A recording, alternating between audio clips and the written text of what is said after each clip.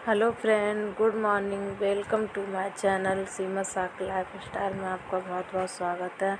और कैसे हैं जी? बताइएगा। स्वस्थ रहिए, मस्त रहिए और बताइएगा क्या हाल है। ये है सुबह 6:20 का टाइम। काव्या के टिफ़िन की तैयारी हो रही है और टिफ़िन में मैं बना रही हूँ उसके लिए मैक्रोनी, क्योंकि कल उनको नहीं दी थी हमने बना के।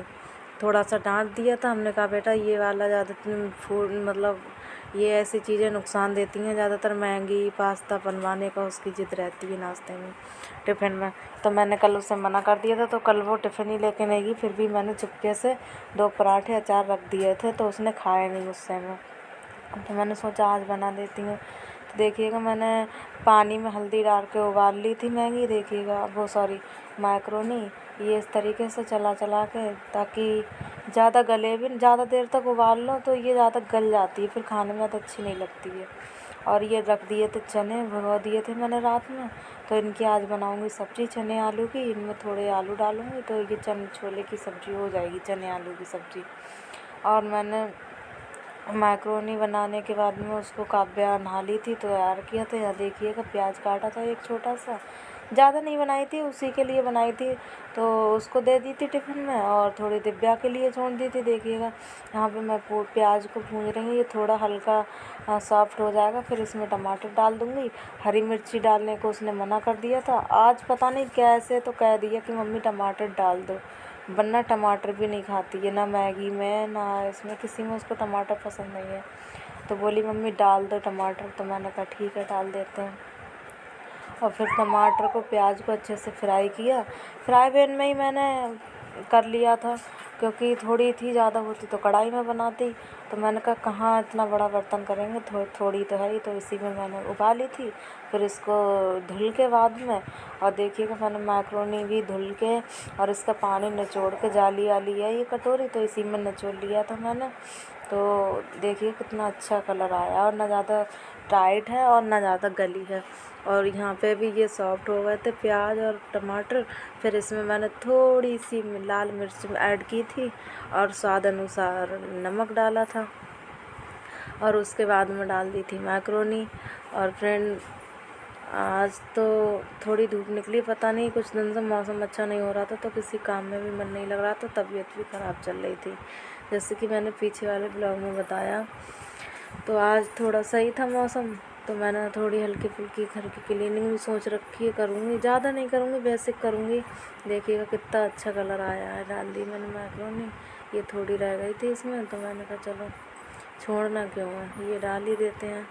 और एक हाथ से फ़ोन पकड़ो तो थोड़ा एक हाथ से करने में जल्दी नहीं हो पाती है। और मेरे पास ट्राइपॉड है नहीं, अगर आप लोगों का सपोर्ट बनेगा तो हो सकता है ट्राइपॉड भी ले लूँ, तो अच्छा दिखाने में, वीडियो में क्लैरिटी अच्छी आएगी, दिखाने में अच्छा होगा। अब एक हाथ से फ़ोन पकड़ो, एक हाथ से काम करो, तो एक हाथ जैसा ही काम होगा। दोनों हाथों से करो तो दोनों हाथों जैसा होगा। और हाँ फ्रेंड, उसके बाद में स्कूल चली गई थी काव्या। मैंने खाना भी बना लिया था। जब बर्तन वर्तन धोने के बाद, कपड़े धोने के बाद, यहाँ लगा रही हूँ मैं पोछा।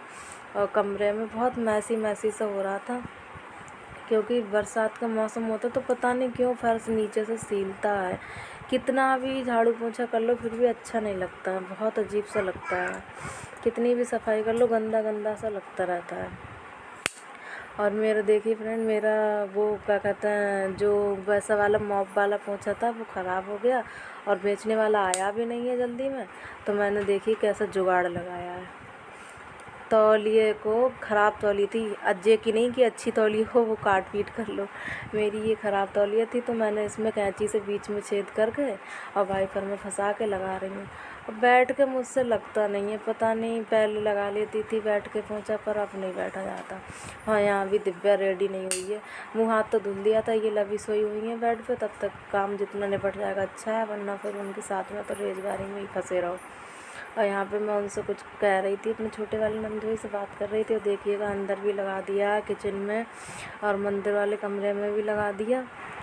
ये मंदिर वाले कमरे में लगाने के बाद किचन में लगाया, किचन में लगाने के बाद अपने रूम में, और फिर आ गई हूँ बरामदे में। देखिएगा, दिव्या अभी तैयार होने को होंगी, उन्हें भी तैयार नहीं किया, कपड़े चेंज नहीं किए हैं। और क्या कहते हैं, उसका नाश्ता तो मैंने करा दिया था सुबह, नाश्ता तो उसे सुबह ही चाहिए, मुंह धुल के। और उसे चाय पिला दी थी मैंने, ब्रेड खिला दिया था एक, तो उस वजह से वो लेट गई, खाना भी नहीं खाया है।